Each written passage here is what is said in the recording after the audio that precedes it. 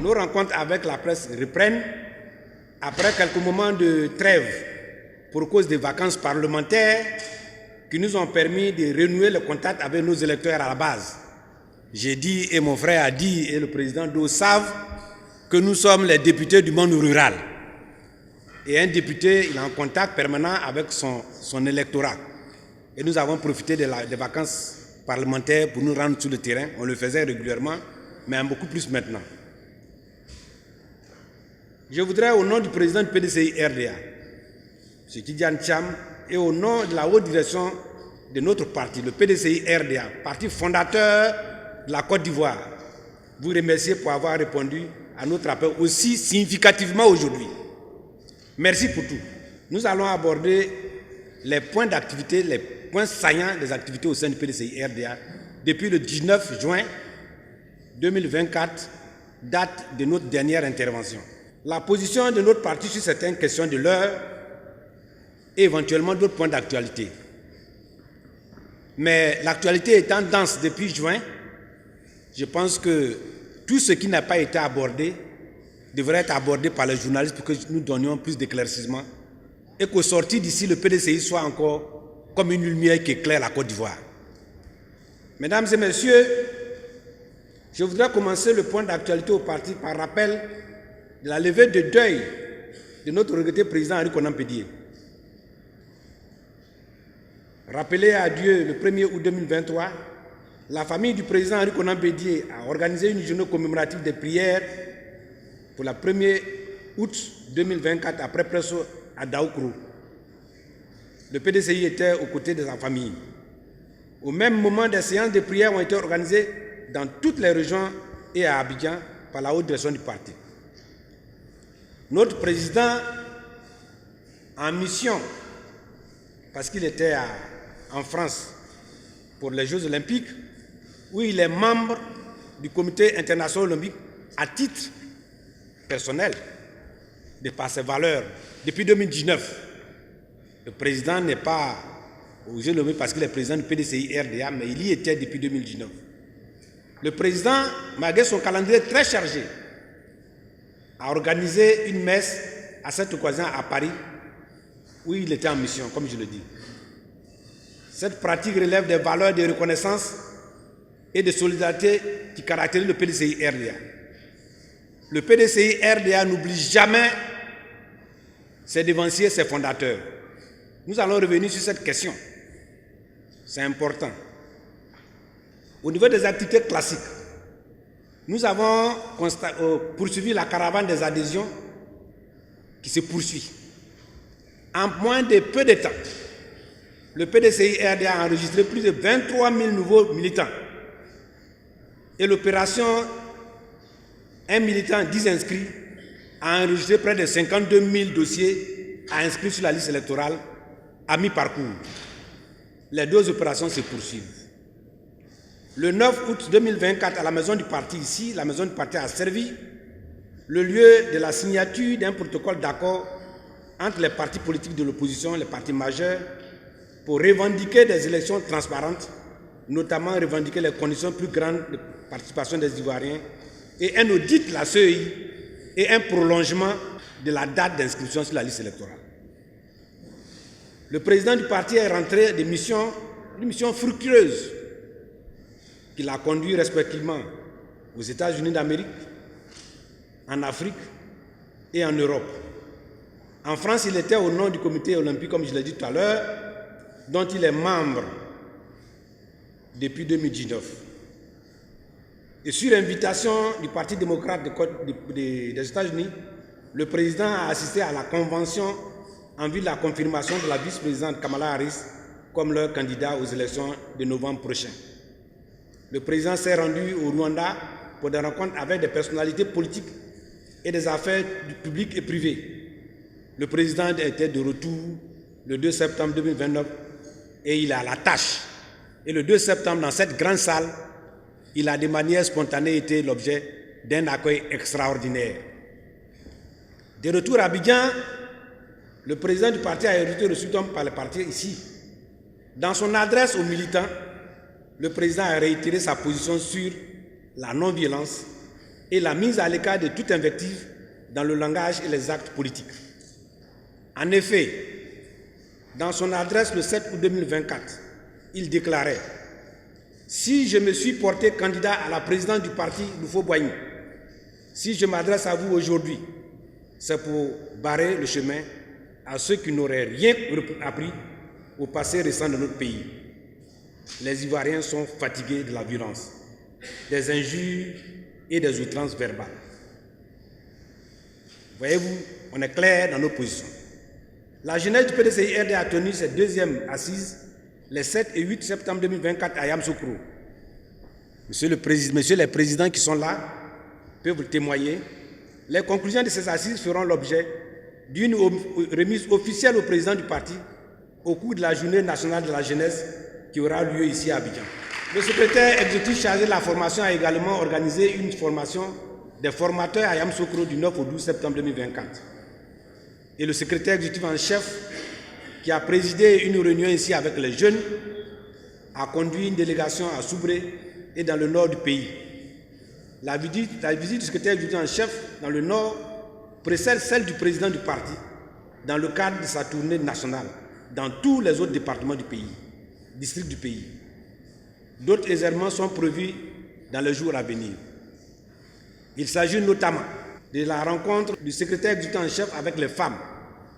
Au cours de la rencontre du secrétaire exécutif avec les femmes, un concours de maquettes pour un nouveau pagne du PDCI-RDA à l'effigie du président Thiam sera lancé. Le secrétaire exécutif en chef adjoint, chargé de la communication, organisera une journée bilan du président Thiam à la tête du PDCI-RDA 1 an, le 22 décembre prochain, ici même à Cocody, à la maison du parti. D'autres étapes importantes vous seront communiquées dès que leurs concours seront finalisés. Il s'agit en particulier des étapes à aboutir pour le choix de notre candidat officiel à la présidence de la République qui s'est fait à la Convention. Il s'agira donc en particulier de l'organisation d'un bureau politique et de la Convention pour choisir et investir notre candidat. Avant la Convention, l'équipe d'actualisation du programme de gouvernement du PDCI-RDA aura été remis au président du parti. Et je vois sur cette salle, dans cette table, beaucoup de cadres qui y sont chargés et qui y travaillent ardemment, avec acharnement. Au niveau des activités parlementaires, le président du groupe parlementaire est là. Notre groupe parlementaire a été très visible et très incisif à l'Assemblée nationale. Il a fait le point, la première session de l'année 2024. Il ressort de ce bilan que 17 projets de loi ont été soumis à l'adoption du Parlement.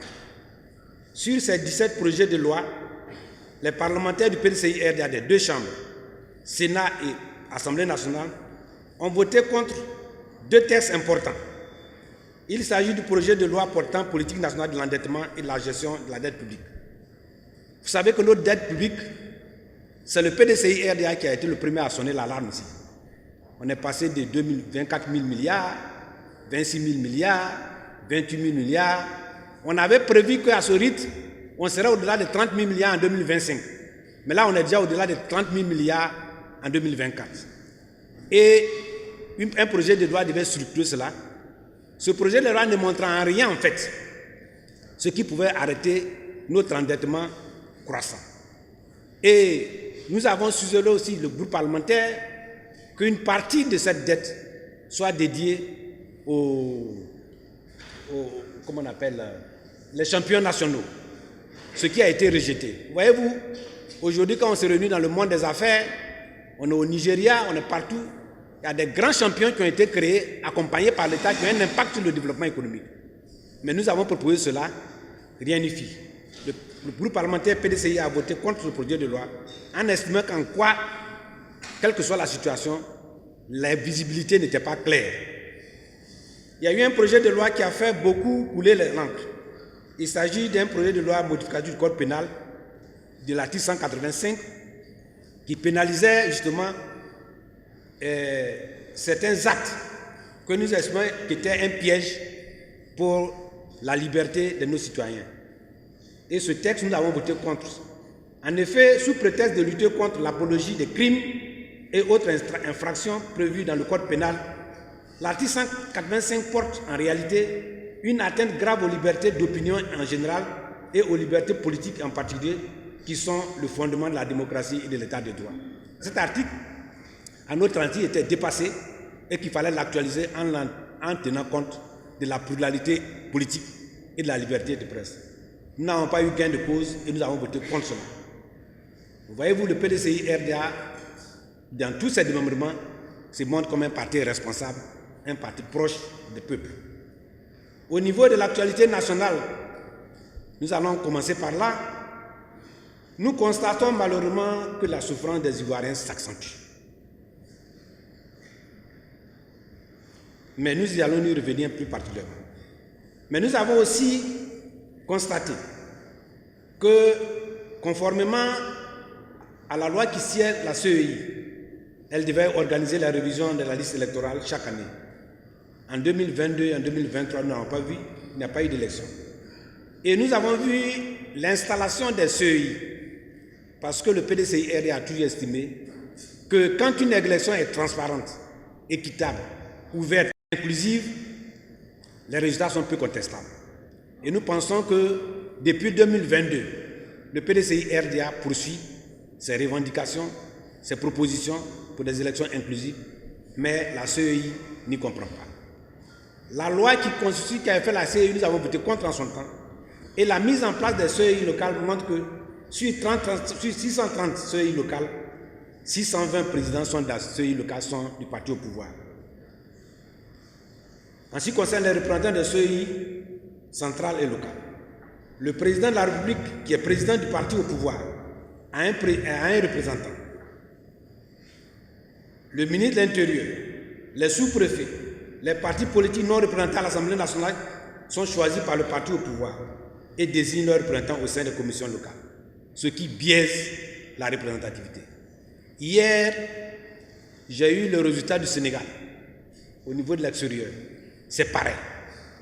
Il y a même encore plus grave à l'extérieur. J'attire donc l'attention de notre représentant dans les pays de faire attention, parce qu'il y a beaucoup de choses qui se font où il y a des gens qui ne sont même pas des partis politiques, qui sont cooptés pour représenter des partis politiques et qui biaisent l'équilibre des CEI à ce niveau-là.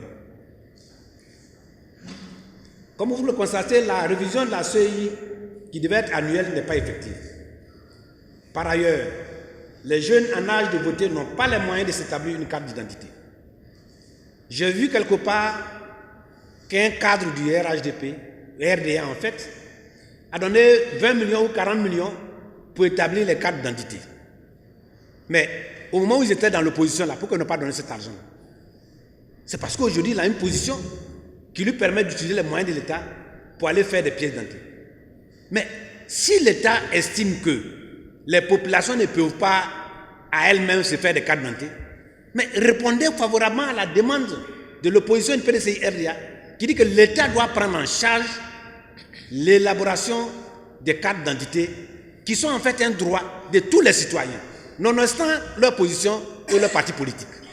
C'est de ça qu'il s'agit. Mais on veut discriminer par les moyens. Aujourd'hui, nous avons constaté aussi depuis le 19 juin, comme vous l'avez, que les problèmes de faux papiers ivoiriens ont pris de l'ampleur au point qu'on a transporté nos dossiers à l'extérieur. Vous avez appris tout dernièrement que la Côte d'Ivoire demande au Maroc d'imposer un visa aux Ivoiriens, alors que le Maroc n'impose pas des visas à sens inverse.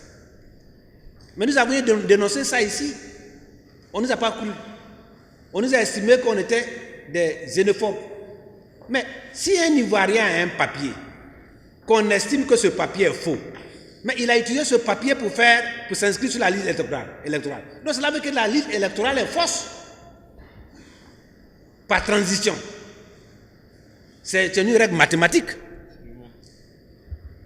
C'est même plus que mathématique, c'est une logique qui est à la fois en philosophie, en géographie, en mathématiques et dans toutes les sciences. Et même dans la vie classique. Alors, notre identité, nos papiers sont bradés. Et aujourd'hui, c'est un effet boomerang qui fait que pourquoi c'est aujourd'hui ils en parlent? Quand ça les arrangeait, ils n'en parlent pas. Si c'est le PDCI RDA qui dit que des gens ont des passeports, ils ont des cartes d'identité et qu'ils ne sont pas des Ivoiriens, que ne leur-t-on pas dit ici que l'on était xénophobe? Donc vous voyez dans quel état la gestion du RDA a mis notre pays, où on n'est plus crédible. Quand moi je partais faire mes études en Angleterre, je n'avais pas besoin de visa. Parce qu'au Fort-Boigny, le PDCI RDA était un pays crédible. Mais aujourd'hui, nous-mêmes demandons à nos pays voisins d'imposer des visas à nos citoyens. Dans quel monde sommes-nous? Une injustice à la base donc de l'établissement des pièces d'identité parce que les cadres du RDA usant de leur position et par les moyens de l'État font établir des pièces pour leurs parents. C'est pourquoi il faut rendre l'acquisition des pièces d'identité gratuite. Pour trouver le financement, il faut réduire les temps de vie de l'État et récupérer les fonds publics détournés à cette fin. Ce n'est pas moi qui le dis. Tous les jours que Dieu fait, on observe des détournements. Et ils sont tellement heureux que quand tu as tellement détourné, on te dit attends un peu, on t'enlève, et puis tu vas ruminer les fonds de l'État que tu as détournés. Voilà la seule sanction qu'on peut avoir. Je parlais ici souvent de la filière ANACAD. Et vous avez vu qu'enfin, le chef de l'État a estimé qu'il y a des incohérences. Ils ont été débarqués. Au problème de la CEI, donc s'ajoute l'illégalité, le déséquilibre du découpage électoral. Nous avons parlé du découpage électoral ici. Je ne vais pas y revenir. Mais quand nous avons parlé du problème de la CEI, on nous a dit ici que les morts ne votent pas, le président de la CEI. Que les morts ne votent pas. Je vais vous donner des exemples précis. Aujourd'hui,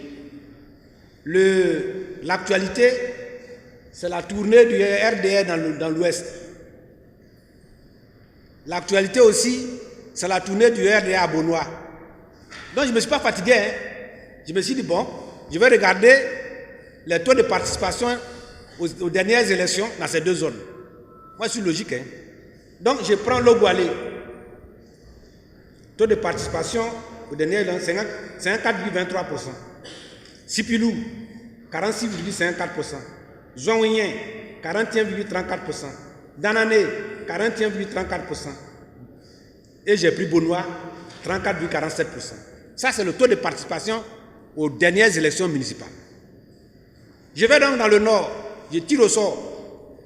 Je vois Goliath, 71,45%. Béléman, 95,15%. Giembé, 97,69%. Mbengue, 94,43%. Kong, 98,52%. C'est vrai que là-bas, il n'y a pas de morts. Depuis 25 ans encore, les gens morts. Il n'y a pas de morts sur la liste.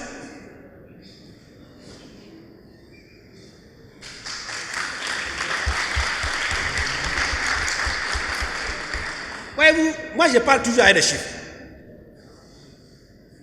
Depuis là, c'est la liste. Et c'est le taux de participation. Si tu regardes même, allez-y regarder les bulletins nuls. Là-bas, ils savent plus voter que nous tous. Je n'ai pas mis ça pour ne pas rallonger. Mais ils ont le plus faible taux des bulletins nuls.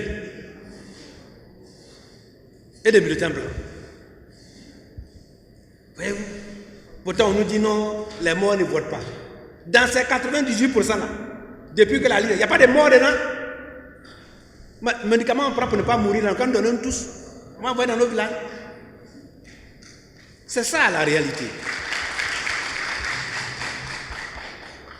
Donc on constate que le taux de participation de ces villes du Nord, qui sont dans les colonnes de droite que j'ai mis ainsi, avoisine les 100%.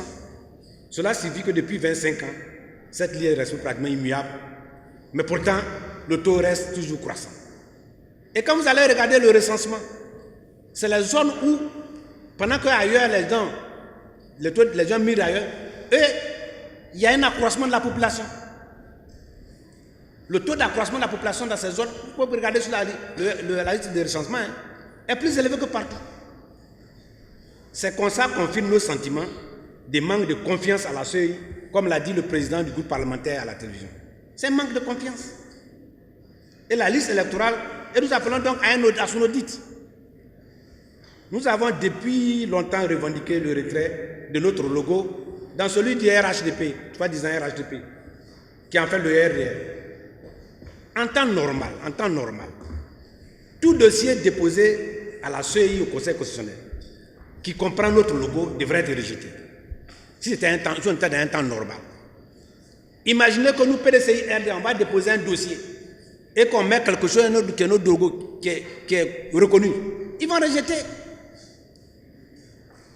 Mais tout le monde se cache. Pourquoi? Mais en fait, c'est une autre façon de tricher. Ils vont voir nos parents qui sont souvent analphabètes. Pour dire non, voyez-vous, éléphant, la PDCI, là, ça y est, PDCI, ils n'existent plus. Ils sont tous avec nous, donc les parents qui ne connaissent pas, souvent ils votent. C'est une forme aussi de tricherie. Le découpage électoral, on en a parlé. Nous avons sollicité donc un réajustement. Un réajustement au vu des disparités qui ont été constatées, j'ai le nom, mais je ne vais pas y revenir, tout le monde sait ça. Donc, nous sommes, comme le disaient les gens, nous sommes dans le bréa. Mais nous n'abandonnons pas. D'autres points de l'actualité nationale, vous savez, j'en parle toujours, et souvent, les gens n'écoutent pas, mais ça finit toujours par se réaliser. La vie est chère. Tous les intrants de la vie quotidienne sont à leur niveau jamais atteint. J'ai analysé le coût du carburant depuis 1996 jusqu'à 2024. Pourquoi 1996? Parce que je me suis dit que avant 96-95, il y avait encore les effets de la dévaluation. Donc le prix, si je prenais à comparer, ce n'était pas scientifiquement comparable. J'ai pris ce prix-là. J'ai regardé. J'ai même pris le carburant au temps de la transition. Les prix les plus élevés du carburant, c'est de la période 2011 à 2024. Aujourd'hui, on a 875 francs le litre de super. Ça n'a jamais existé dans l'histoire de la Côte d'Ivoire. Jamais. Si quelqu'un trouve ça, il n'a qu'à venir me le dire. On observe également des augmentations au niveau des maisons d'habitation, du transport, des frais de scolarité des établissements. Tout dernièrement, j'étais dans le village et le transport d'un village à un autre a pratiquement doublé. Les transports en commun.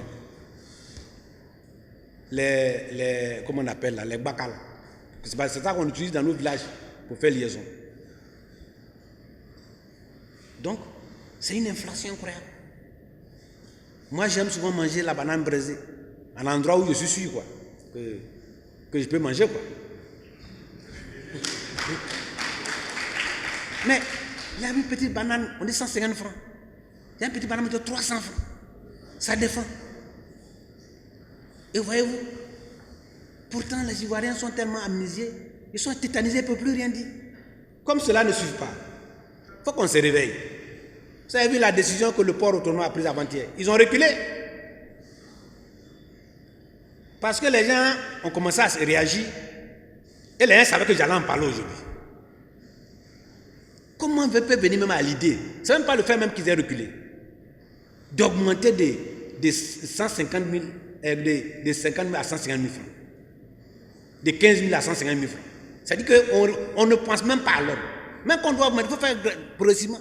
Même quand vous êtes malade, que vous partez à l'hôpital, qu'on vous met le sérum, on met un peu.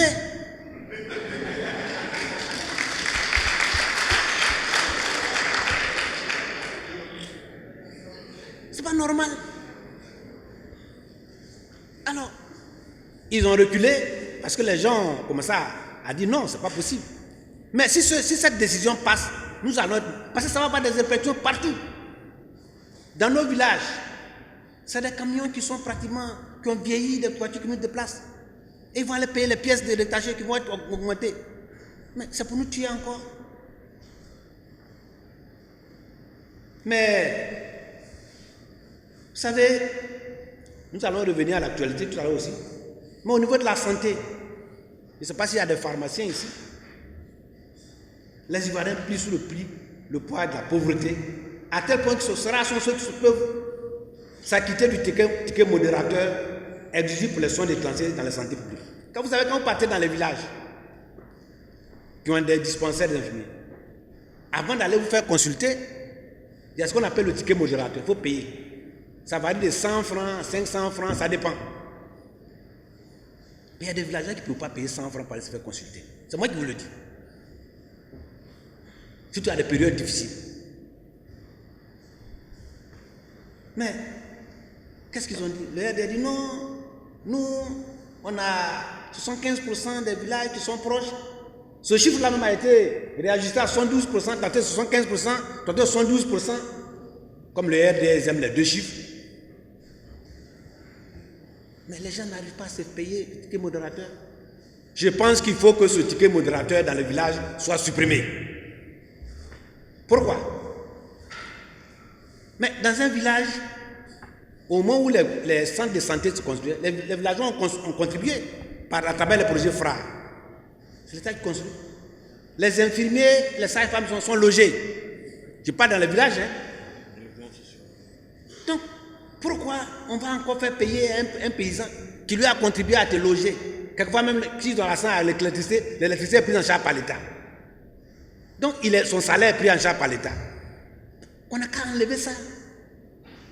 Nous demandons que dans les villages, eu égard à la pauvreté qui vit, on n'a qu'à le supprimer. Au moins, s'ils ont accès à la consultation, ils peuvent aller chercher, se débrouiller pour payer le médicament.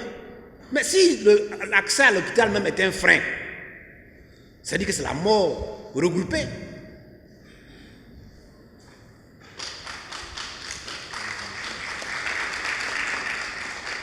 Mais cela vient en quoi?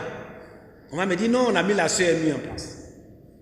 Mais le RD a promis rendre accessibles les soins de santé à tous les Ivoiriens en 5 ans dès le premier mandat, à travers la couverture maladie universelle et un maillage du dispositif de centres de santé. Après 12 années de gestion du pays, il a été annoncé en 2022 que 75% de la population avait accès à un centre de santé au moins de 5 km. En 2024, ce chiffre de 75% est passé à 72%, mettant en cause donc, dans la plupart des cas, la sincérité des données. Mais on accepte très souvent des ruptures sans explication des médicaments vitaux dans les services publics et dans les officines de pharmacie.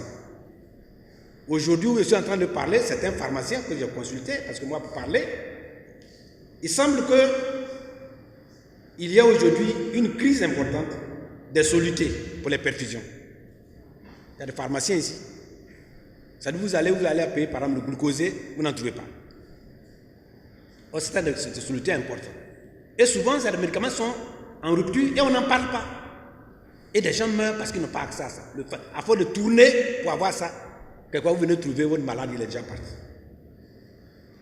Maintenant, pour la CMI, pour nous couvrir, nos experts nous ont fait un dossier, un dossier en béton sur ce dossier. Après une phase pilote dans la CMI est rentrée en phase de généralisation le 1er octobre 2019. Après 5 ans de mise en œuvre, quel bilan peut-on en dresser?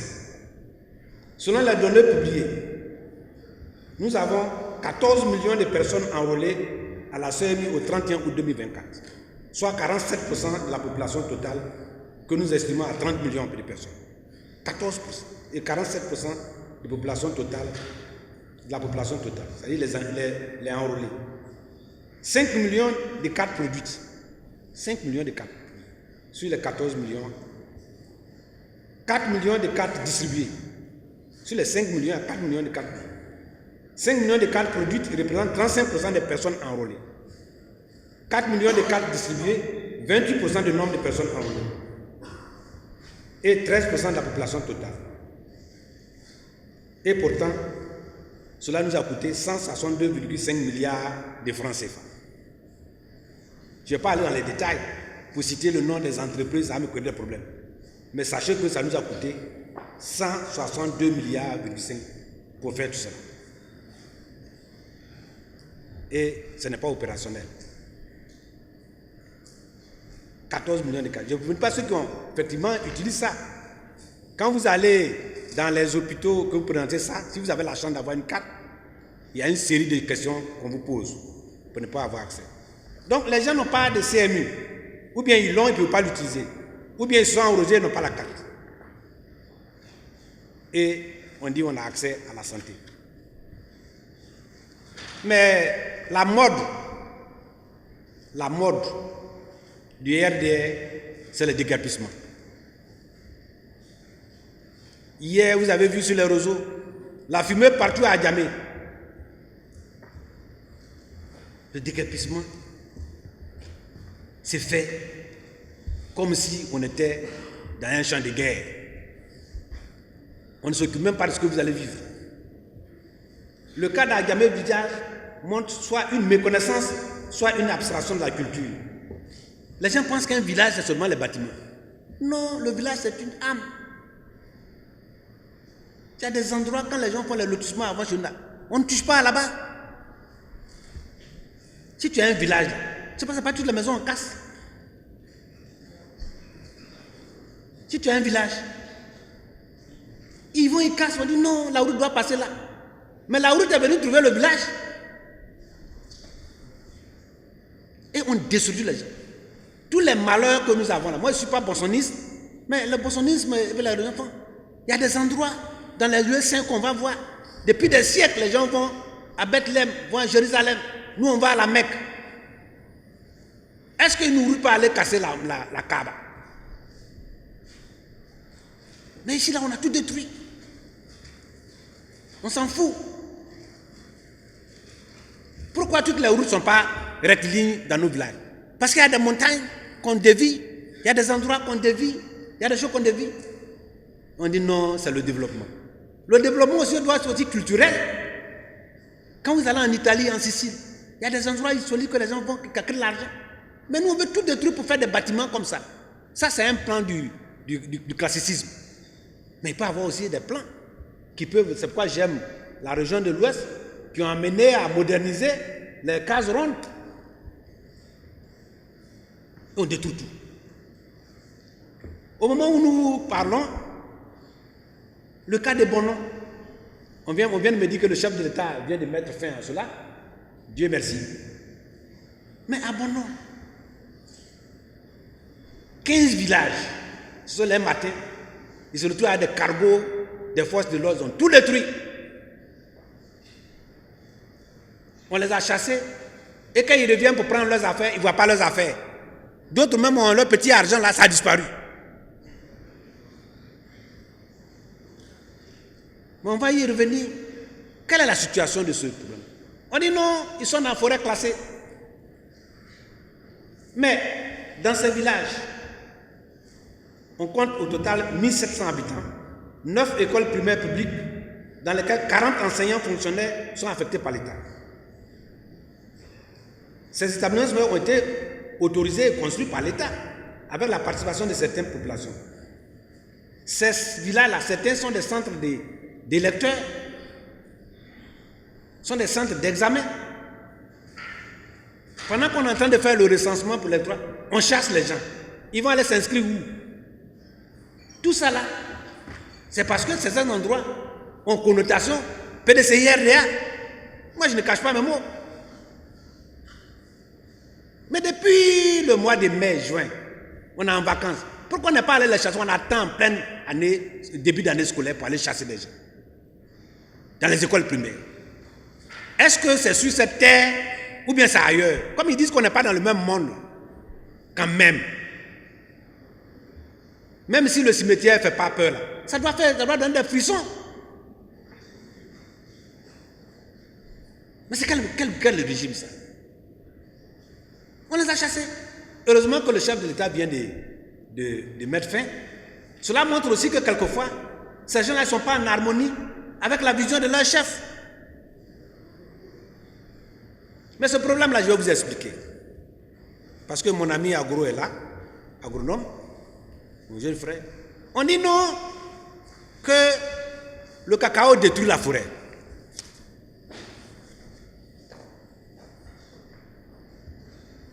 le cacao détruit la forêt et que nous avons un accord avec l'Union européenne qui dit que tout ce qui est traçabilité du cacao, il ne faut pas que ça soit dans les forêts classées.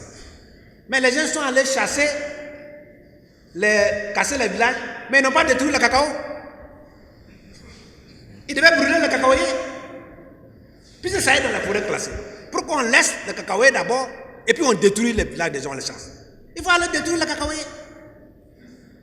Et puis, dans les nouvelles techniques, on dit de faire l'agroforesterie. Mais faites un plan d'aménagement des cacaoyers pour mettre des arbres dedans. Au moins, s'il perd 2 tiers, il a 1 tiers.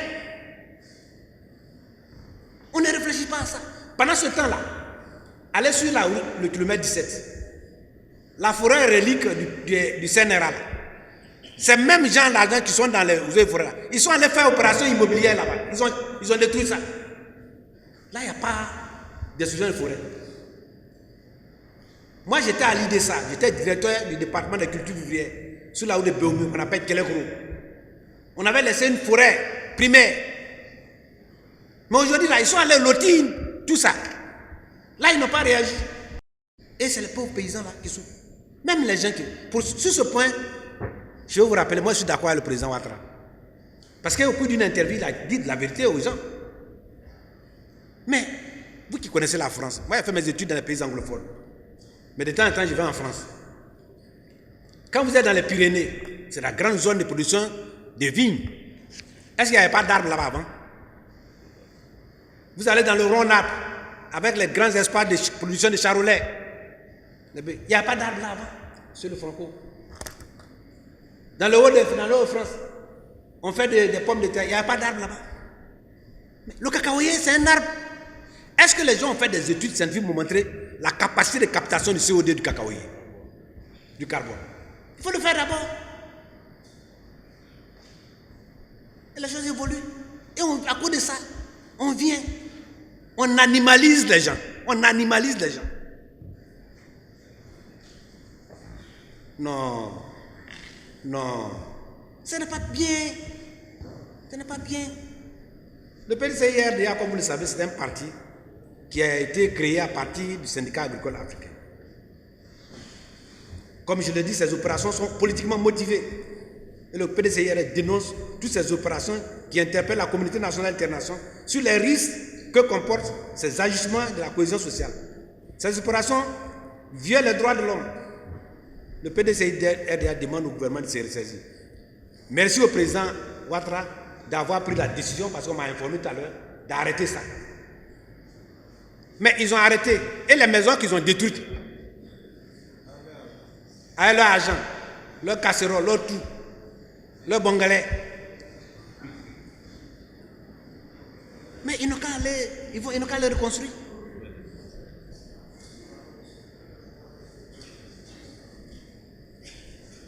Non, il faut arrêter. Hein? Oui, comme le dit mon voisin, mesdames et messieurs, un autre point de l'actualité concerne la commercialisation de certaines de nos matières premières agricoles. Je suis entouré ici d'un agronome de haut niveau et du président du groupe parlementaire du PDCI-RDA qui a fait une déclaration. La haute direction du parti souscrit entièrement et appuie la déclaration du groupe parlementaire PDCI-RDA sur le prix du cacao. Donc nous n'allons pas venir dans les détails. Si vous voulez les détails, je vous donne. Notre groupe parlementaire a proposé 3 500 francs le kilo de fèves de cacao et nous pensons que le gouvernement devrait s'y atteler. Mais je vais vous dire une chose, le gouvernement ne pourra pas payer 2 000 francs. Ils vont fixer ça entre 1 800 et 2 000 francs. Mais pourquoi? Si vous me posez la question tout à l'heure, je vais vous répondre. Ils ne peuvent pas. Ils ne peuvent pas. Jamais, jamais, jamais dans l'histoire du cacao, les prix n'ont aussi flambé à l'international. Les prix ont vacillé de janvier à août là, entre 3 500 et 6 500 francs le kilo. Aujourd'hui, là, moi j'ai regardé, c'est à 3 500 francs à peu près. Quand ça se baisse, ça voici entre 3 500 et 6 500. Vous voulez donner 60, faites la moyenne et donnez 60%. Vous allez trouver tous les 3 500. Félicitations au groupe parlementaire.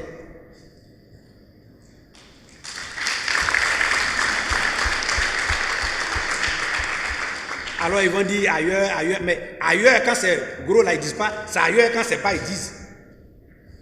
Mais en plus de ça, le gouvernement entretient une opacité autour de la commercialisation de nos matières premières agricoles.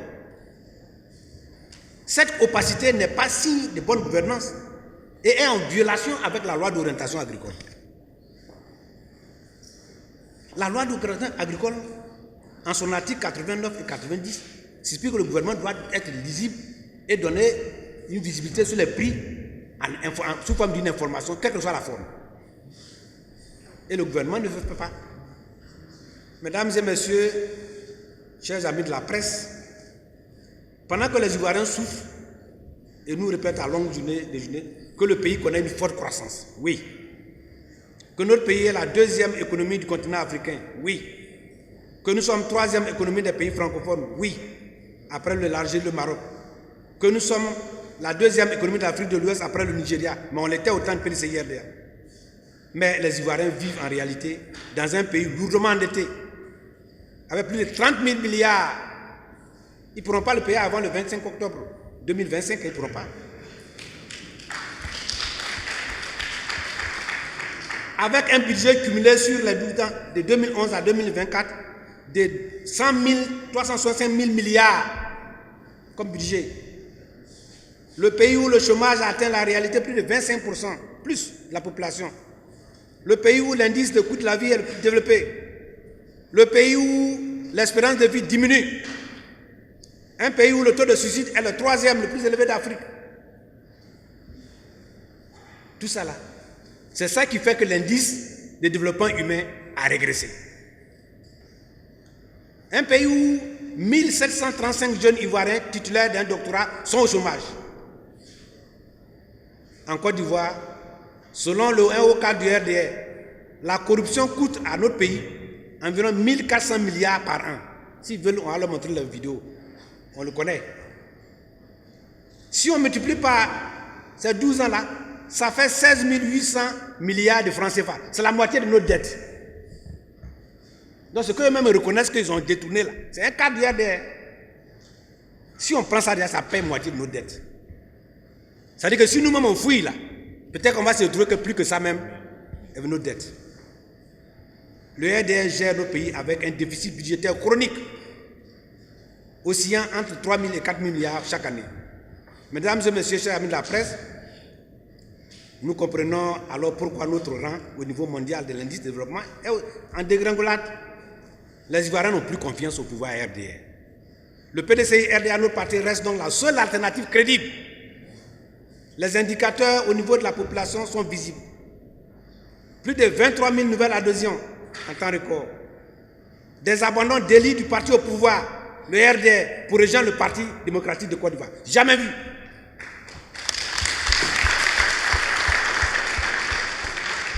Comme vous le constatez, le maire d'Érié, M. Gilbert François Kakou, est rentré. Nous avons enregistré tout dernièrement M. Zegua Dominique, député de Degonfla, qui est venu. Il s'agit aussi de M. Kwaku Sirika, un grand opérateur économique, leader d'opinion dans le Zanzan, qui est venu. La vague, dans quelques jours, d'autres grandes surprises sont annoncées. En attendant 2025.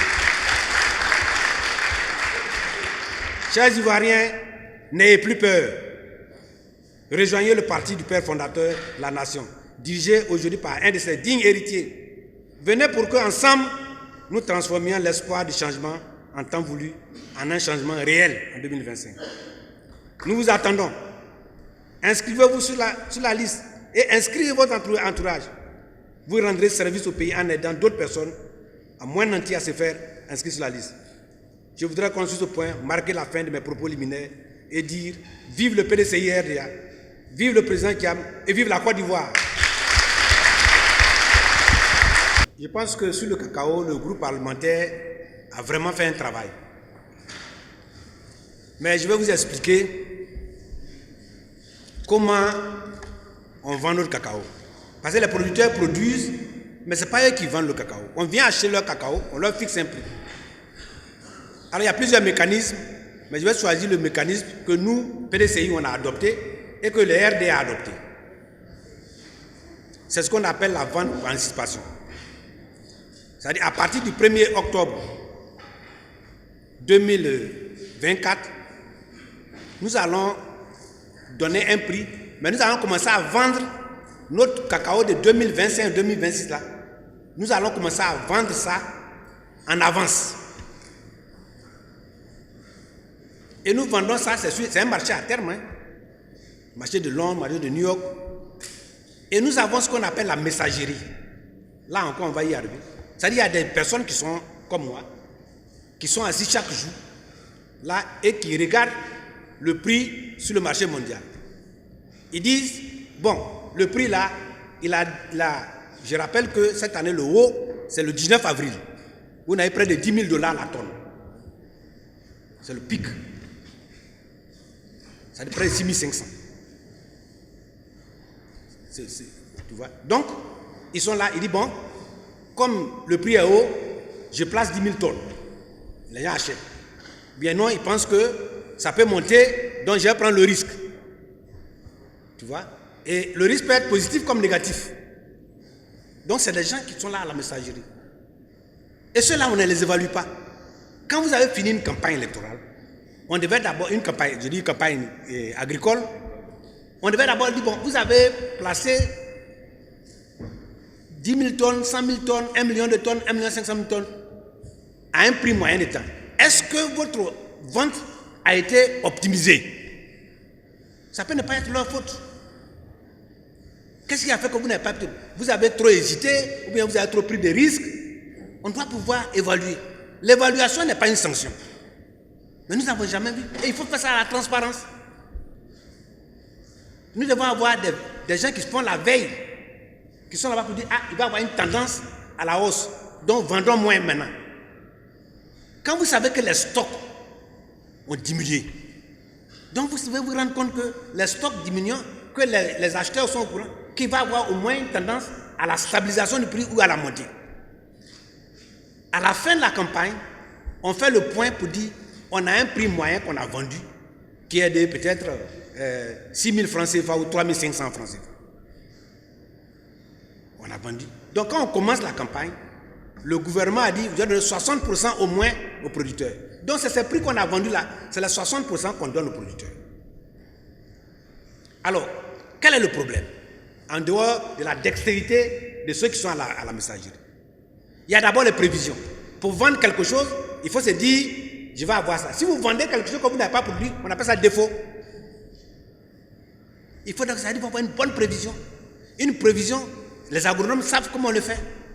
On le fait dans le coton, on le fait dans le cacao.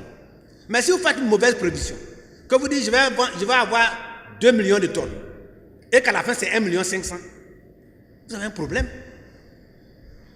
Donc si vous ne faites pas de bonnes prévisions, vous allez avoir. Oh, il se trouve que nous là, on a eu des problèmes de prévision. Parce qu'il y a eu l'impact du changement climatique. Il y a eu l'impact de ce qu'on appelle le sida du cacao, qui est le Shonen shoot. Et on n'a pas anticipé suffisamment. Quand le cacao, la surface diminue, pour compenser, il faut que les rendements augmentent. N'est-ce pas? Si vous produisez 2 tonnes à 1 hectare, et alors qu'à côté, il produit 1 tonne à 1 hectare, il faut 2 tonnes, il faut 2 hectares pour qu'il produise la même chose que toi. C'est logique. Or, le Centre national de recherche agronomique qui produisait le cacao de haut niveau, qui pouvait augmenter la productivité, le gouvernement a décidé de ne plus leur permettre de distribuer des semences améliorées, disant que ça allait créer la surproduction. Ça a été l'effet inverse. Comme les surfaces ont diminué à cause du Shonen shoot et que l'impact du changement climatique a fait, il y a eu donc diminution de nos productions. Et comme nos productions ont diminué sur les premiers producteurs, les mêmes maladies là ont attaqué le Ghana. Donc au niveau mondial, la demande a été plus forte que l'offre. Ça fait flamber les prix. C'est très simple. Les stocks que les gens gardaient, les stocks ont commencé à diminuer. Donc les industries qui ont besoin de la matière première que la fève ont commencé à mettre des enchères. Ça donne la première leçon, c'est que les gens qui ne voulaient pas payer cher le cacao là, oh, ils pouvaient le payer cher. S'il n'y avait pas cette diminution-là, ils n'allaient jamais payer ça. Ils ont dit non, ce n'est pas rentable. Mais comme le stock a diminué et l'offre a diminué, ils ont augmenté. Aujourd'hui, on a atteint 10 000 $ à la tonne. Ça veut dire qu'on pourrait le faire. La deuxième chose, c'est que nous-mêmes, notre système de prévision n'a pas été parfait. La troisième chose, c'est que nous n'avons pas prévu l'accroissement de notre production, qui est minimum, par l'amélioration de la productivité, qui devait être les semences améliorées, et le contrôle phytosanitaire. Du coup, nous avons un prix élevé et moins de cacao à donner. Voyez-vous? Mais ce qui est grave, comme c'est très stratégique, je ne vais pas trop dire parce que demain nous on sera à leur place dans quelques mois. Là. Donc, les frères sont là, non, on sera là-bas, non? À la caisse, oh voilà. Donc, on ne va pas trop détailler les choses ici parce que c'est stratégique, le cacao c'est tout plein de stratégique. Mais en fait, dans la commercialisation, quand vous n'arrivez pas à satisfaire votre client avec qui vous avez pris un contrat, vous avez deux types de pénalités. Soit une pénalité pécuniaire, soit un transfert d'une campagne à une autre de la livraison. Par exemple, si vous devez livrer quelqu'un en novembre, que vous n'avez pas pu livrer, il dit bon, vous n'avez pas pu livrer en novembre, mais comme vous n'allez pas avoir la petite traite, moi je voulais que vous me le livrez là-bas. Mais si vous devez livrer à la deuxième traite au mois de mars, vous allez livrer au prix du mois de novembre. Or, le mois de novembre, on était à 2 000 $ la tonne. Or, au mois de mars, on tend vers près de 5 000, 6 000 $. Ça veut dire que vous perdez. Et c'est ça. Si vous avez perdu, vous ne bénéficiez pas donc de la flambée du prix. Or, si on n'a pas besoin de la flambée du prix, vous ne pouvez pas répercuter ça sur les producteurs. Donc, le producteur, il paye pour le non-professionnalisme de la gestion de la commercialisation. C'est très simple. Or, les gens qui font prix spot, comme le Cameroun, eux, ils n'ont pas venu par anticipation. Donc, ils captent le prix courant. Mais il faut dire que chaque système a ses avantages et ses inconvénients. Mais tout le problème se base sur donc, 1. Les prévisions des récoltes, 2. Le respect des contrats et 3. L'amélioration de la productivité pour compenser ce qui est perte liée à l'oxygènement climatique et à, comment on appelle, au chômage en chute. Voilà tout simple. Donc quand nous on suit, nous on a un expert, les vrais experts de l'agriculture là sont au PDCIR. Les vrais.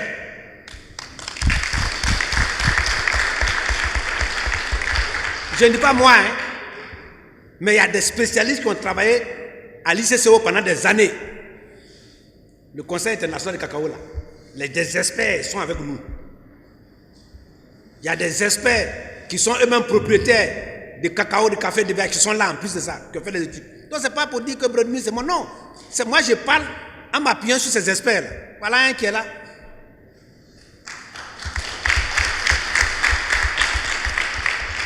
Alors quand je parle, on dit non, voilà. Non, c'est la réalité. Mais c'est la même chose pour l'anacarde. Mais mon ami, comment tu peux demander à un planteur d'anacarde qui a lui-même fait son champ d'anacarde? Est-ce que des gens sont allés dans le champ d'anacarde pour ramasser la noix de verre? Mais tu viens tout terrain là, moi il y en a fait, c'est cassé. C'est les enfants qui peuvent aller faire ça. Et le prix, c'est 663 francs. Prix CAF.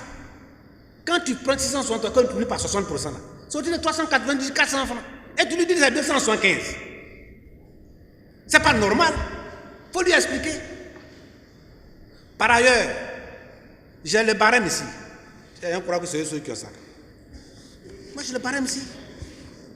Le barème café cacao, le barème coton anacarde, le barème EVA palmier, ça est là. Mais il y a beaucoup de prélèvements. Le DUS, c'est normal. Le DUS, c'est le droit d'unité sur l'impôt de l'État. Mais, droit d'enregistrement, redevance coton anacarde, hein? Prélèvement de soutien à la structuration, contribution de budget aux organismes internationaux, gestion de qualité, prélèvement OIA anacarde, prélèvement Sacherie Brousse, prélèvement fonds de soutien, prélèvement papa. Et à la fin, c'est ça qui revient au président. Et puis, ce prélèvement n'est pas fixe. Il est indexé à la croissance de la production. Comment une structure de régulation qui fonctionne, qui fait son budget, si on produit 1 million de tonnes, il a son main. Mais si on prend 2 millions, lui, son budget est multiplié par 2. Est-ce que sa tâche est multipliée par 2? Ça aussi, il faut revoir ça.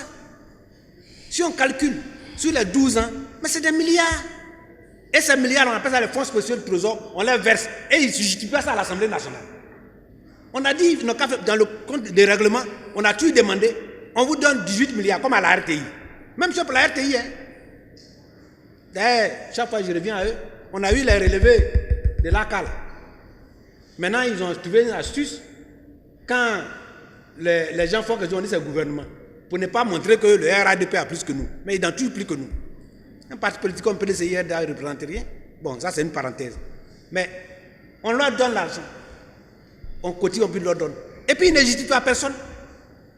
L'Assemblée nationale, qui est la représentation du peuple, ne reçoit pas dans le règlement de la gestion du compte ces transferts. Il en est de même pour EVA Palmier, Coton en Acade, etc., le fer, tout ce monde-là.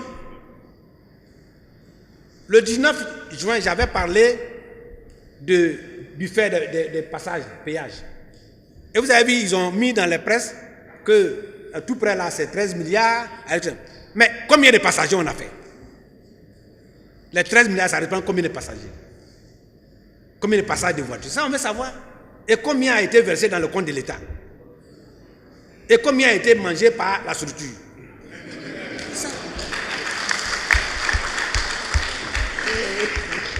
C'est ça. C'est la transparence.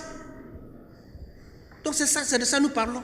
Donc si le gouvernement n'est pas capable de donner 3 500 000, c'est parce que le gouvernement a mal géré la commercialisation. Sinon, du point de vue des pratiques, si on va sauver suivi, on pourrait payer 3 500 francs CFA aux producteurs. C'est ce que nous disons.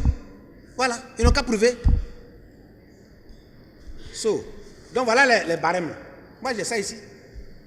J'ai parlé pour l'année passée, parce que cette année ce n'est pas encore sorti. Coton en Acade, c'est le 23 février 2024.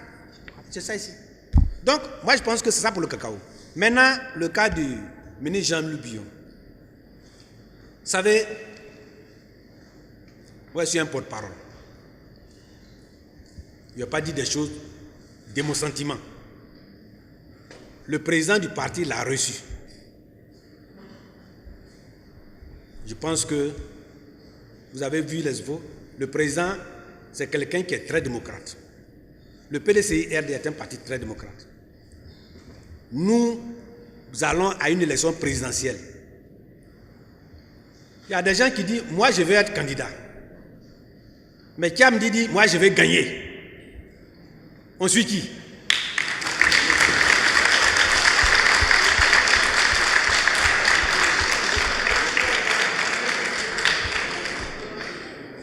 C'est tout. Et pour gagner, il faut se préparer. Et pour se préparer, il y a un certain nombre de choses qui sont prioritaires. La liste électorale, l'organisation du parti, ce qu'on appelle le maillage. Et tout ça là, on est sur le terrain. Mobiliser les gens. Chez nous au village, on nous a enseigné que quand vous arrivez quelque part, qu'il y a un repas sur le feu qui est en train de cuire, le repas vous voulez partager, on dit non, vous allez partager le repas. Et que quand le feu est en train de s'éteindre, il faut l'attiser, puis vous allez partager. Il ne faut pas attendre que le feu s'éteigne.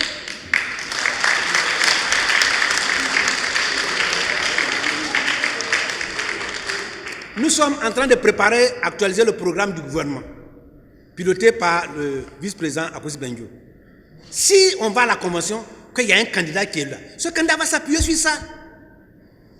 Le président n'aura pas deux programmes. Donc, si on est intéressé à ce que ça soit moi là, il faut avoir tes yeux dedans, tes oreilles dedans, ton nez dedans, pour adapter à ce que tu puisses le faire. C'est ça que nous sommes en train de préparer. Parce que pour nous, c'est gagner d'abord. Ce n'est pas participer. Participer parce qu'on a dépassé ça. Voilà. Et jamais, depuis 25 ans, le PDCI n'a été aussi proche du pouvoir. C'est moi qui vous le dis. Vraiment, je demande pardon. On n'a qu'à aller prendre le pouvoir. Moi, je vais avoir 68 ans bientôt. Je ne suis pas un enfant. J'ai quoi avoir dans le directeur de cabinet, dans tout. Il n'y a pas dedans. C'est pour vous qu'on travaille.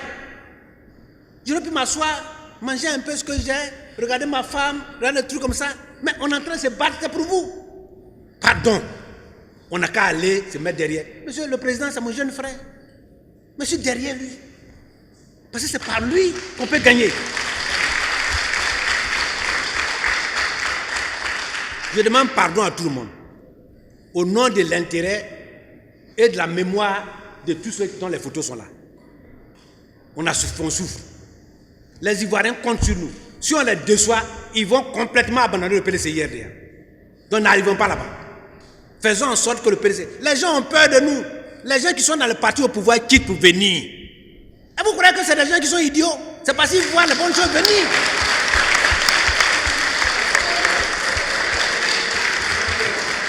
Dans quelques jours, vous allez attendre encore un autre. Et le gros lot, ils attendent l'occasion, ils vont venir, ils sont une vingtaine. Ils vont venir ici.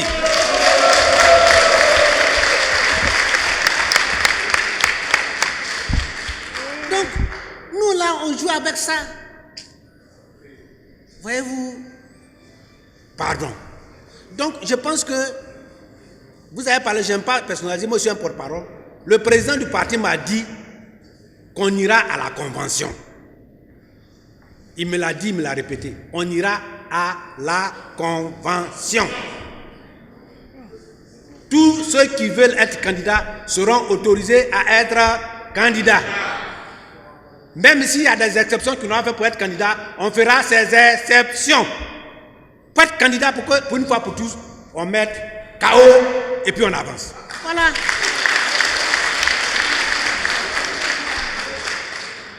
Maintenant, pour Bono, le président du groupe parlementaire est là. C'est d'ailleurs le groupe parlementaire qui a relevé, qui a fait monter. Actuellement, on a une équipe là-bas. KKD, l'honorable, qui nous ont relevé tout ça là. Quand je vous donne des informations là, mais c'est vraiment, je suis un porte-parole. Je n'invente rien. Ce sont les équipes qui travaillent et puis moi je parle, je mets la forme, je mets le tout dedans. On est Brenmi, mais Brenmi il est fort parce que les autres sont forts. Voilà, c'est tout. Et je vous ai dit ce matin, quand j'ai quitté la maison pour venir, on m'a dit, ah, le président de la République vient de suspendre les choses. C'est qu'on est up-to-date, on est vraiment sous ça. Donc, déjà les dispositions sont en cours. Nous sommes, il y a sur notre plateforme PDCI, députés, groupe parlementaire, il y a déjà des dispositions qui ont été prises. Une mission va aller pour les secourir. Normalement, ça relève de l'État. Mais les députés, vrai ou faux, voilà. On va faire quelque chose qui va aller. On dit quand on va à la chasse, là, quand les animaux vont à la chasse, chaque animal a l'arme de sa taille. Les fourmis aussi prennent l'arme de leur taille. Les éléphants ont l'arme de leur taille. Nous, on est dans l'opposition, on n'a pas beaucoup, mais on fera ce qu'on peut en attendant que l'État vienne faire, parce que c'est le devoir de l'État de secourir les gens. Voilà. Donc voilà ce que je pourrais dire pour ces trois questions. S'il y a une deuxième liste, bon, ce sera bienvenu. Merci beaucoup. Je pense que c'est des questions importantes. La première question concerne les indisciplinés. Voyez-vous, souvent, le PDCI RDA, j'ai vu aussi, comme vous écoutez, qu'on a dit qu'on est parti à la convention, enfin, au congrès extraordinaire, qu'on a pris une résolution pour dire que notre candidat à la convention était le président Tchaïcha et qu'il y avait un ordre unique dont on ne devait pas traiter de points. Mais les gens oublient qu'il y a une résolution aussi qui a été prise pour les indisciplinés. Là, les gens ne parlent pas de ça. Si la résolution qui dit que nous prenons le président qui a comme nos candidats à la convention est critiquable, c'est que cette résolution aussi doit être critiquable. Vrai ou faux? C'est pourquoi quand on parle, il faut faire attention. Quand ça arrange, on ne critique pas. Mais nous pensons que les deux sont valables. Mais on a pris une résolution pour désanctionner les indisciplinés. Et là-bas, on a dit que les choses devaient se régler au cas par cas. La reprise. Ça, c'est clair, hein? Donc, le cas par cas, c'est le conseil de discipline et le président qui règle. Les concernés, je pense qu'ils doivent s'adresser à la même partie, à la haute hiérarchie du parti. Vous ne pouvez pas vous asseoir là-bas et puis vous avez pris une sanction qui a été quelquefois détrimentale. Il y a des endroits où on a perdu à cause de nous-mêmes. On ne va pas quand même s'asseoir là comme ça et puis dire, bon voilà, tu es à la maison, bravo, viens, prends ta place. Il faut que toi-même tu reconnaisses que tu as fauté, tu as causé des dommages et faire amende honorable et à la limite présenter des excuses. C'est une procédure qu'on a tous apprise au village. Il y a des cas où le candidat RHDP avait que 20% des voix. Et pour notre division, on n'a pas pu faire, ou bien il avait 30%, pour notre division, nos deux candidats avaient 70%. Et on a perdu. Ça là, est-ce que c'est facile à avaler? Et tu vas venir revendiquer encore, on dit bon, on t'a pardonné. Tu dis non, on a pardonné là. Moi maintenant je vais venir te commander encore. Va t'observer un peu. Voilà. Donc on a une période d'observation. Mais le président du parti est dans les dispositions d'utiliser tout le monde pour la bataille. Mais de grâce, ne faites plus pression. La plupart de ceux qui sont en train de faire pression là, moi le président Bédié m'a envoyé les voix personnelles. Moi Bredumi, c'est pas tout on dit. Ceux qui savent, souvent ils ne parlent pas. C'est ceux qui parlent, ceux qui ne savent pas qui parlent. Que ce soit à Cocody ici, que ce soit dedans. Moi, on m'a envoyé en tant que porte-parole de Bédié pour aller les voir. On se regarde dans les yeux comme ça. Ce qu'ils m'ont dit là, je ne vais jamais dire au public. Ça, je les promets. Mais il ne faut pas qu'ils continuent comme ça. On n'a qu'à tous se mettre ensemble. On peut servir le parti à quelque poste qu'on est, pourvu qu'on y met la volonté. Ça, c'est au faux boyen. Donc, je pense qu'on va régler au cas par cas. Et on va quand même permettre d'observer. N'est-ce pas? On a une situation très fragile. Voilà, donc, ils n'ont qu'à être patients, ils n'ont qu'à travailler, ils n'ont qu'à reprendre la situation. Quand on était à l'université, là, tu te mets dans le rang, des fois, tu vas aller intégrer. Si on te rejette la parole au restaurant, tu rejettes, va derrière. C'est comme ça. Donc, moi, je pense qu'on va rejeter personne, mais ils n'ont qu'à être patients. L'autre point, c'est la vidéo. Vous savez, les problèmes de sécurité, on ne les règle pas en place publique. Mais les problèmes d'accusation, les vidéos là, qui a fait ça? Sinon, nous, on peut porter plainte pour diffamation. Dieu merci, le président Thiam avait fait sa déclaration ici, avant cette vidéo. Dieu merci. Il a dit que nous, on ne va pas utiliser tous les moyens pour arriver au pouvoir. Parce que nous, on n'aime pas la violence. Pour ceux qui ne savent pas, j'ai un document ici, écrit sous l'aide du président Houphouët-Boigny. La Côte d'Ivoire de PDCI là, a été à des endroits insoupçonnés pour régler les problèmes de conflit. Que ce soit en Sierra Leone, au Libéria, en Afrique du Sud, on a le dialogue. En Angola, les problèmes entre UNITA et MPLA. Même la guerre des îles Malouines, Falkland Island.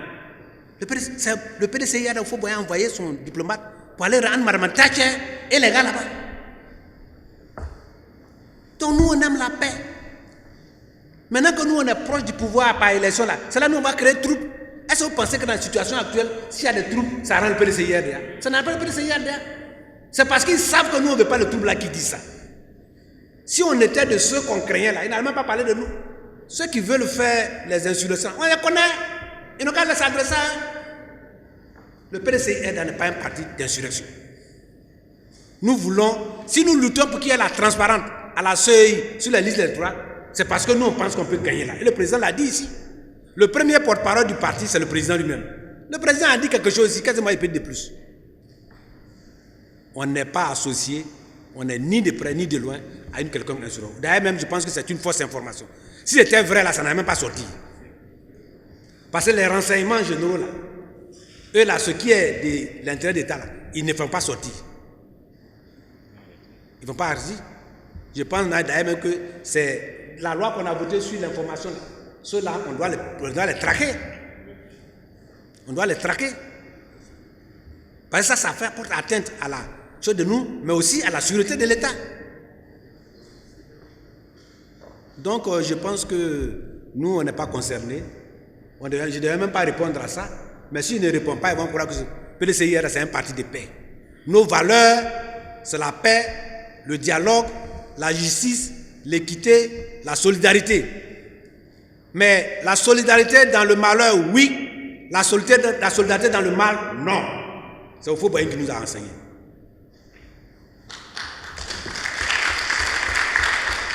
Et c'est le sens de ce que le président a dit ici.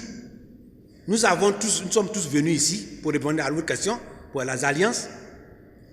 Nous avons dit que tout ce qui est injustice, nous sommes pour qu'on se batte ensemble. Mais tout ce qui est comportemental, qui a tendance à aller à la violence, à la guerre, à l'insurrection, on n'est pas dedans. On a dit, on a interpellé personne. Si la personne s'interpelle, quand le président a dit dans le trou et le serpent, mais chacun se retrouve dedans. Si tu n'es pas dedans, où est ton problème? Donc je pense que le président, en faisant cela, il a dit la solidarité dans le malheur, oui. La solidarité dans le mal, non. Qui a volonté de faire le mal? Personne. Donc s'ils n'ont pas de mal, on est tous avec eux. Ça, je donne toujours l'exemple. Moi, je suis d'une famille où mon père avait 2 frères, ils sont 3. Les 3 ont eu 70 enfants. Ils sont 10. Dedans, il y a musulmans, maintenant il y a chrétiens, il y a tout dedans. Il y a gros, il y a grand, il y a clair, il y a noir, il y a tout dedans. Et si on prend nos enfants et nos petits-enfants, nous tendons vers 200, 300 personnes. Moi, je suis 10e de ma maman. Maman fait 13. Ma première grande soeur a fait 14. Elle est vivante. Donc, quand on multiplie là, c'est des hommes. Mais quand il y a un problème en famille, pour ceux qui veulent, on arrive là-bas. Tout le monde est concerné par le problème. 200 RHDP, 200 RDR, 200 PPACI, ils sont là-bas. Je les découvre. Mais ils ne parlent pas de PDC, ils ne parlent pas de moi. Personne ne va me dire d'aller changer de parti. Ils me connaissent. Mais quand il s'agit d'aller manger, il y a des gens qui ne mangent pas porc comme moi. Il y a des gens qui ne mangent pas cabri. Oh, moi, je ne mange pas porc, je mange cabri. Donc, quand on arrive là, quand on arrive au repas, là, si quelqu'un dit je ne mange pas porc, toi, c'est parce qu'il ne mange pas porc, il ne va pas manger le repas pour dire que non, il n'est pas dans le coin de la famille. C'est tout le sens de l'intervention du président Kia. On est tous ensemble pour lutter pour la CEI, pour lutter pour les choses. Mais nous, moi, il ne mange pas porc. Mais si je dis qu'il ne mange pas porc, c'est un problème. Donc le président Thiam a relevé notre totem. Il dit on est ensemble, hein, mais attention, nous on a un totem. Donc, c'est pas parce que je dis que je ne mange pas porc que mon frère qui mange porc, il va dire non, quand il ne mange pas porc, donc il ne veut pas être mon frère. C'est pas ça. On est frères pour les problèmes d'intérêt qu'on a. Mais chacun reste chez lui. Moi je mange cabri. Ma maman ne mangeait pas cabri. Ma femme ne mange pas cabri. Quand les deux étaient chez moi, ils étaient minoritaires. Mais j'ai dit, faites mon cabri, parce que moi j'aime le cabri. Mais ce n'est pas parce que ma femme ne mange pas cabri, moi je mange cabri, que je vais dire que non, comme tu ne manges pas cabri, tu n'es plus ma femme. Non. C'est que c'est le totem. Notre totem là, c'est ça qu'on a dit ici là. Ça le président a dit ici là. Parce que nous sommes les héritiers du Fauboyang. Donc, on travaille sur des dossiers d'intérêt commun, mais chacun va selon ses règles, ses valeurs, son comportement et sa stratégie. Quand on sera au deuxième tour, tous ceux qui voudront, s'il y a un deuxième tour, que nous on ne gagne pas en premier tour, parce que je pense qu'on peut gagner en premier tour, si on va au deuxième tour, tous ceux qui veulent s'adjoindre à nous, ils viennent à nous et puis on gagne pan et puis on vient. Comme ça. Voilà. Donc on n'a pas refusé d'alliance. On dit alliance, oui, mais valeurs, on ne va pas sacrifier nos valeurs pour des alliances. Et je pense que les valeurs que nous défendons, personne ne peut aller contre ces valeurs-là. La paix, la non-violence, la solidarité, la justice, l'équité, la fraternité, la solidarité dans le malheur et non dans le mal. Ça, ce sont nos valeurs. Voilà. Merci beaucoup. Touré Mamadou aurait dit qu'on aurait taxé, non, excusez-moi, de tribalisme. Vous savez, quand il a fait sa déclaration, nous, au CDCI RDA, on a un dispositif de sondage. Je vous l'apprends aujourd'hui. Tout ce qu'on fait, on a un sondage. Le PDCI RDA a mis dans son sondage 85,6% des Ivoiriens disent qu'ils ne sont pas concernés par ce thème. C'est-à-dire on a dépassé ça. Quand les Ivoiriens ont dit ça, là, nous on va venir dire quoi encore? C'est pourquoi on n'a pas répondu. La deuxième chose, c'est que lui il dit qu'on est tribaliste. Il vient de dire nos valeurs. Le président Thiam n'est pas tribaliste, le PDCI n'est pas tribaliste. Vous savez, quand j'ai commencé mon intervention, j'ai rappelé la mémoire du président Bédié qu'on allait honorer à Boudago. Ça, c'est la solidarité. Nous nous reconnaissons nos valeurs. Nous ne sommes pas ingrats. Mais le président Bédié, parlant des alliances quand vous parlez, s'il y a quelqu'un qui a incarné une alliance pour permettre aux autres d'être au pouvoir dans ce pays-là depuis l'indépendance, c'est Henri Konan Bédié, le PDCI. Il est même allé s'asseoir au golf. J'espère que lui, il était là-bas. Pendant des mois, jusqu'au 11 avril. Mais le président Bédié avait quoi avoir là-bas? C'est pas solidarité. Et il allait là-bas. Et c'est aujourd'hui ce même Bédié-là. Ah oui, d'accord. Vous allez le voir là-bas pour dire Bédié, le PDCI est tribaliste. Quand on était là-bas, là. Et puis, voyez-vous, nous on n'est pas ingrats. Ils ont montré l'ingrat. Mais puis, vous savez celui qui a créé le RDR pour les jeunes, il s'appelle Gemni Kobena. Est-ce que vous entendez parler de Gemni Kobena au RDR? On entend parler des autres, on fait anniversaire. Mais qui a célébré l'anniversaire de la mort de Gemni Kobena? C'est fait pour les autres, c'est bien, hein? Je ne dis pas qu'il faut faire. Mais lui qui a fondé RDR, est-ce qu'on parle de lui? Et ça, on appelle ça quoi? Ça, on appelle ça quoi? C'est pas moi qui vais prononcer le mot. Mais on appelle ça quoi? Ils n'ont qu'à apprendre au moins à célébrer la mémoire de Gemni Kobena. Je leur demande pardon.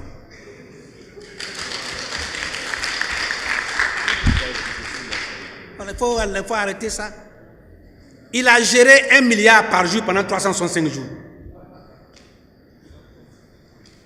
Quel compte il rend? Ils disent qu'on a 2% de taux de chômage. Moi, je veux bien. Hein? Si on a 2% de taux de chômage, cela veut dire qu'on a pratiquement, on est en plein emploi. Là. Les gens qui traitent la population, la démographie. Si on a 2%, on est pratiquement en plein emploi, parce que très peu de pays peuvent avoir dit qu'on a 2% de taux de chômage. Mais quand on a 2% de taux de chômage et qu'on a 39% de taux de pauvreté, ça veut dire qu'il y a des gens qui travaillent mais sont pauvres. Ça veut dire qu'ils font de l'esclavage. Ça veut dire que tu es esclave. Tu travailles puis tu ne peux pas vivre toi-même. C'est que tu es esclave. C'est ce que ça veut dire. Est-ce que c'est ce genre d'emploi que vous avez besoin? Donc moi je pense qu'il n'a qu'à s'occuper. Un membre du gouvernement ne doit pas dire des choses comme ça. Mais comme ils sont désemparés, vu la vitesse, l'engouement, la ferveur, le dynamisme, la technonique que nous sommes en train de créer en venant pour venir prendre le pouvoir, évidemment ça fait trembler là-bas. Mais nous n'allons pas répondre à ce genre de choses. Nous allons maintenant juger leur bilan. Un bilan inattaquable, c'est ce que nous sommes en train d'attaquer.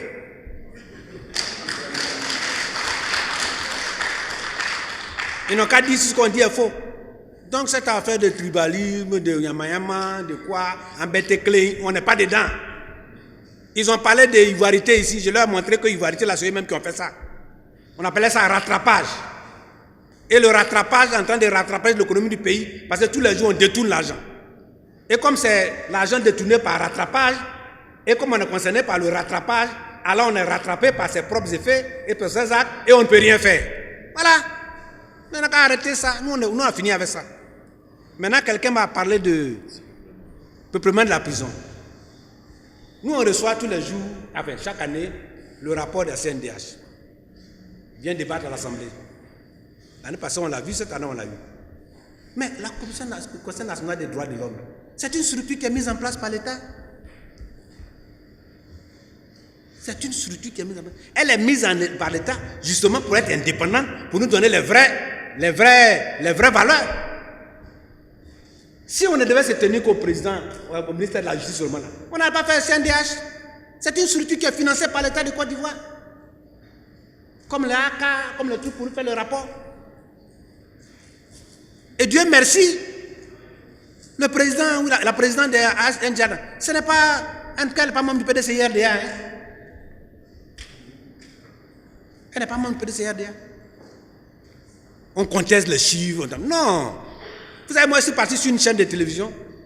J'ai dit que le ministre des Finances a dit que le taux de chômage, de pauvreté, c'est 39%. Il y a un directeur qui a dit non, c'est 37,5%. Après, d'autres ont dit 35%. Ils sont toujours en train de se battre sur les chiffres. C'est parce que ces chiffres-là même ne sont pas clairs à leur niveau. Sinon, c'est tout. Qui allait compter les prisonniers là? Qui allait les compter? Non, nous, on a assis ici. On a une structure mise en place par l'État du Côte d'Ivoire, qui est la CNDH, le conseil CNDH, qui a fait un rapport. Mais appelez-vous, entendez-vous là-bas, quel est cet écrit? Celui-là a fait un rapport, celui-là a fait une déclaration. Mais en tout cas, s'appeler entre eux. Quand vous vous accordez sur un chiffre là, vous faites un communiqué conjoint. Mais nous, on a quoi à voir? Pour nous, c'est une structure indépendante, c'est celle-là qu'on croit. Maintenant, après, on verra. Ça ne dépend pas de nous. Voilà. Ou bien, CNDH, ça c'est devenu opposition maintenant. Ben, ils n'ont qu'à venir se joindre à nous. Comme ça, on va faire la bataille. C'est d'ailleurs ce qu'on réclame. Vous savez, au Sénégal, quand il y a des neiges, le président Macky Sall a nommé des gens à la Cour constitutionnelle. Mais ils l'ont désavoué. Il faut que de plus en plus nos structures-là puissent être autonomes et dire non quand il faut dire non. Voilà. C'est ce qu'on demande à la CEI d'ailleurs. C'est tout. Bravo à CNDH pour avoir dit ce qu'ils ont dit. Voilà. Le PDCI-RDA, c'est ça la solidarité. De plus en plus, l'effet CAM de cohésion qui dit tous ensemble. Et tous ensemble, nous allons convaincre les Ivoiriens pour dire que PDCI-RDA is back. We need a change and we will win. Nous allons gagner. Ouais. Le choix en 2025 sera entre ce qui se passe aujourd'hui et le futur. Nous avons deux piliers. Notre gestion du passé, de 1960 à 1999, et notre vision de la Côte d'Ivoire nouvelle, qui est basée sur l'équité, les droits, le travail, la justice, la solidarité et le bonheur pour tout le monde et le progrès pour tout le monde. Le progrès pour tous et le bonheur pour chacun. Tous ensemble avec le président Thiam. Allons en octobre dans la paix et dans la sérénité, inscrivons-nous et battons nos adversaires proprement dans les urnes.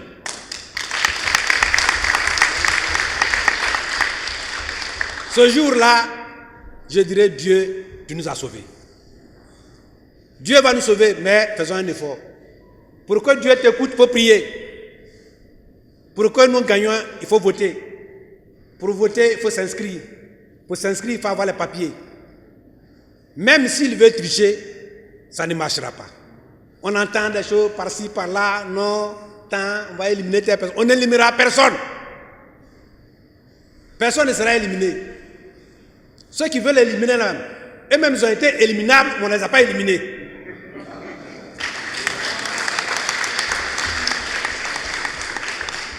Donc, ne la personne, les Ivoiriens veulent la paix. Laissons le peuple faire son choix. On nous a attaqué quand on a affaire d'ivoirité. Ce matin, quand je venais sur une radio internationale, on parlait du Gabon. Vous avez vu les conditions d'éligibilité au Gabon? Mais on n'a qu'à les interpeller. La communauté internationale n'a qu'à les interpeller. On a voulu stresser Bédié, on l'a humilié, on a fait... Mais mon papa est mort. Mais Dieu va montrer que Bédié avait raison. Président Bédié, que Dieu t'accueille parce que tu as fait beaucoup pour ce pays-là. Tu t'es trop sacrifié. On a stressé mon papa. On a été ingrat avec lui. Comment peut-on faire ce qu'on a fait à Bédié en oubliant ce que lui a fait pour les autres?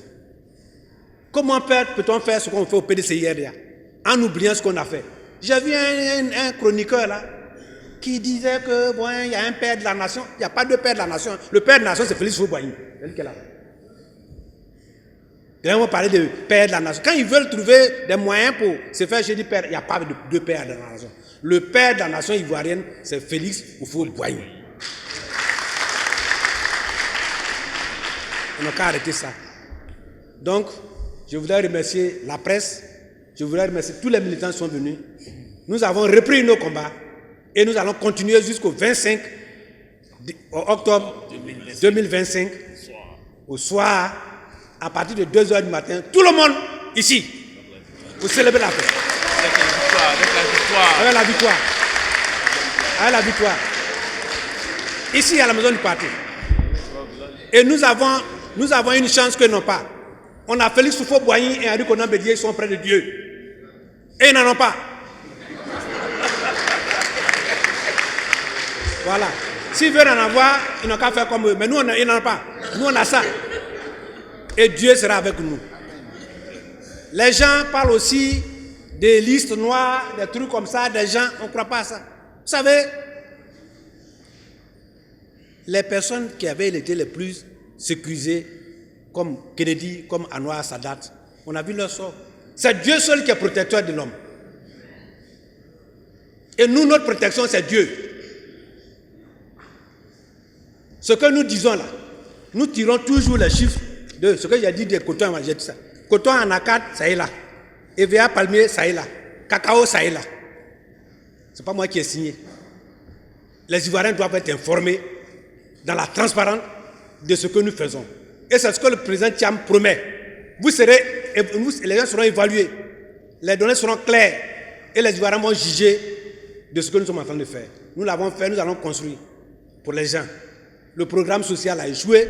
Le programme économique a échoué. Le programme éducatif a échoué. Le programme en santé a échoué. Faisons appel à ceux qui savent. C'est le PDCI RDA, les mains experts. Je vous remercie.